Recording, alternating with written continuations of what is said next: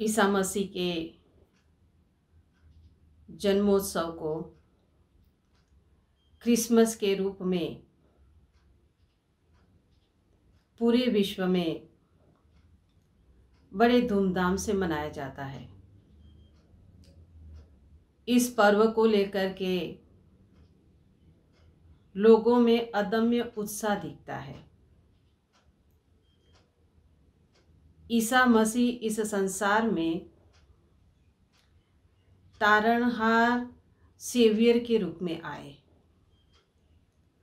उनका जीवन प्रेम, शांति, क्षमा और एकता का प्रतीक है। महापुरुष के ज्ञान और उनके संदेश की विशेषता यह है कि इतने हजारों साल बाद भी वह उतने ही प्रासंगिक है। जैसे आज का समय जहाँ मनुष्य भौतिकवादी बन गया है, भौतिक उपलब्धियों को अपने जीवन का लक्ष्य बनाया है, उसकी प्राप्ति के लिए खूब मेहनत करता है और अंत में अशांति, असंतोष और नकारात्मकता ही प्राप्त होती है। और ऐसे समय में ईसा मसीह का संदेश जो है बड़ा ही प्रासंगिक है। जब ईसा मसीह फास्टिंग कर रहे थे तो वहाँ शैतान प्रकट हुआ, टेम्पटर, और उसने ईसा मसीह को कहा, if you are son of God, command that this stone become bread, कि आप भगवान के पुत्र हो तो ये पत्थर को ब्रेड में परिवर्तित कर दो। और उस समय में ईसा मसीह ने बहुत सुंदर जवाब दिया, one does not live on a bread alone but on every words that come from the mouth of God, कि भगवान के जो शब्द है, भगवान की जो शक्ति है, उससे मनुष्य जिंदा है। ईसा मसीह इस भौतिक वादी मान्यता में अध्यात्म को जोड़ना चाहते हैं कि हमारे पास जो भी उपलब्धि है या तो हमारा जो अस्तित्व है, उसका एकमात्र कारण है कि उसके पीछे भगवान की शक्ति है। और ईसा मसीह ने अपने जीवन को इसी ज्ञान के प्रचार में लगाया कि हे मानव, तेरे अंदर परमात्मा की शक्ति है और उस शक्ति को जान ले। उस परमात्मा की शक्ति तेरे अंदर है, इसके कारण तू स्वयं ही भगवान का मंदिर है। You are the temple of God. और इसी मंदिर के अंदर वह महान शक्ति का हमें अनुभव करना है। वह महान शक्ति के साथ हमको जुड़ना है और वह महान शक्ति के गुणों को हमारे अंदर मैनिफेस्ट प्रस्फुटित करने हैं। और इसीलिए ईसा मसीह ने कहा कि if thy eye be single, thy whole body shall be full with the light. कि जब हमारे अंदर की वो परम शक्ति है वह प्रकट हो जाती है तो हम स्वयं प्रकाशित हो जाते हैं और दुनिया को भी प्रकाशित कर सकते हैं। आज हम सब क्रिसमस का त्योहार एक प्रेम और प्रकाश के रूप में मना रहे हैं, तो ये प्रकाश बाहरी नहीं पर हमारे अंतर जगत के प्रकाश को भी याद करना पड़ेगा। और जब हमारे अंदर ये आंतरिक शक्ति जब प्रकट हो जाती है तो स्वतः ही सद्गुण हमारे अंदर प्रकट होने लगते हैं, जैसे क्षमा का गुण। ईसा मसीह को जब सूली पे चढ़ाया गया, क्रूसिफिकेशन किया गया, तो उन्होंने भगवान से प्रार्थना की कि भगवान इनको माफ कर दो क्योंकि इनको पता नहीं वो क्या कर रहे हैं। और आज के ईर्ष्या, द्वेष और वैमनस्यता का जो वातावरण संसार में है, ऐसे समय में क्षमा के गुण की, फॉरगिवनेस की बहुत आवश्यकता है।